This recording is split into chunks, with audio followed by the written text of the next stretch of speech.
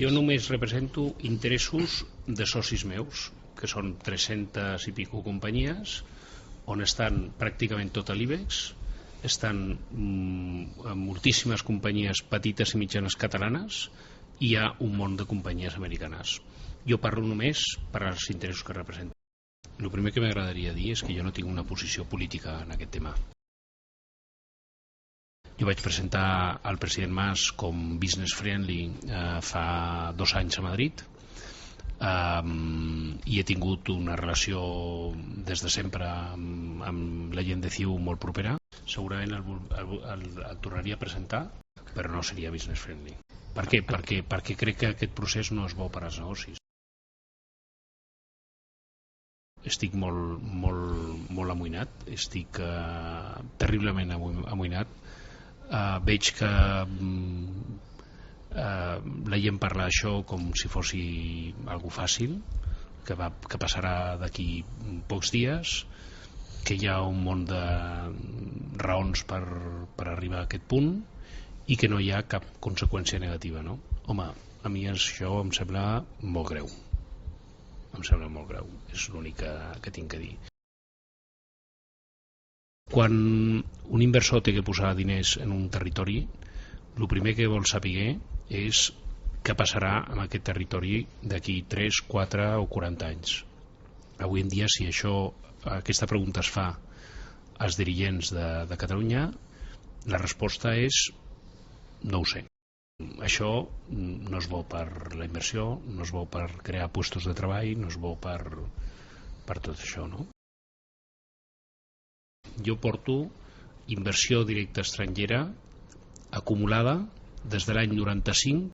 A Catalunya són 25.000 milions més o menys, i a Madrid 95.000, 4 vegades més en Madrid que a Barcelona.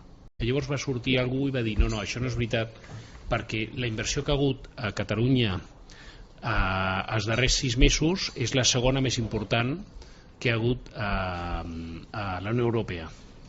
I això és veritat, però només per un matís, no? Perquè havia hagut una inversió molt important al Banc de Sabadell per part de 2 inversors estrangers en aquell moment, no? I per fer comparacions o agafar dades, el millor és agafar dades d'un període llarg de temps, no de 6 mesos per una inversió puntual en un banc, no? Que tothom sàpiga que un procés com aquest espanta els inversors, això és de sentit comú. Això no hi ha que ser molt intel·ligent per saber que si no saps quin serà el teu estatus d'aquí 3 o 4 anys, doncs això no agrada al món del capital. No és necessari fer grans càlculs d'això, no? De lo que està passant aquí, que no es pot parlar, perquè si parles el dia següent tens 40.000 persones dient que ets de FAES, com em va dir de mi, que jo em fa molta gràcia. No es pot ni debatir d'aquest tema.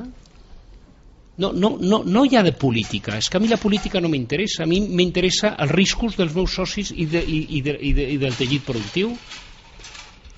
Si estem aquí 20 anys que no sabem on estem i d'on som i si serem o no estarem a la Unió Europea, encara que sigui 6 mesos o 3 mesos, això hi ha que parlar-ho, perquè la gent ho té que saber. El que no entenc és que no hi hagi molt més gent parlant dels riscos. Què riscos té tot això? No té riscos. O sigui, una nació, un territori, una comunitat autònoma decideix separar-se del reste del país amb el que ha estat 500 anys. I això no té cap risc. No té cap risc, no passa res. Home, això no és seriós. La gent tindria que saber què és el que passa. I no tindria que ser la gent de Madrid la que parlessi de riscos, sinó la gent de Catalunya que parlin. Per què creu que no es pronuncien? Perquè el grau de clientelisme que hi ha de les elits vers el poder polític a Catalunya i a Espanya és tan gran que ningú s'atreveix a dir res. Aquesta és la veritat, no? Hi ha moltes associacions que estan d'alguna forma implicades amb els polítics amb subvencions. un dia em deien que una de les causes era la manca d'inversió en infraestructura pública. Però escolti, la gent no viatja.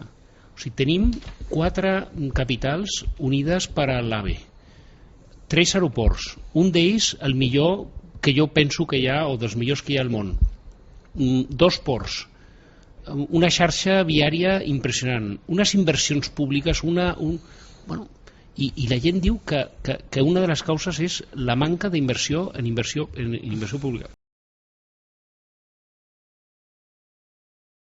Catalunya és una marca que no existeix als Estats Units, aquesta és la veritat, no? No existeix als Estats Units i no existeix en molts llocs del món, no?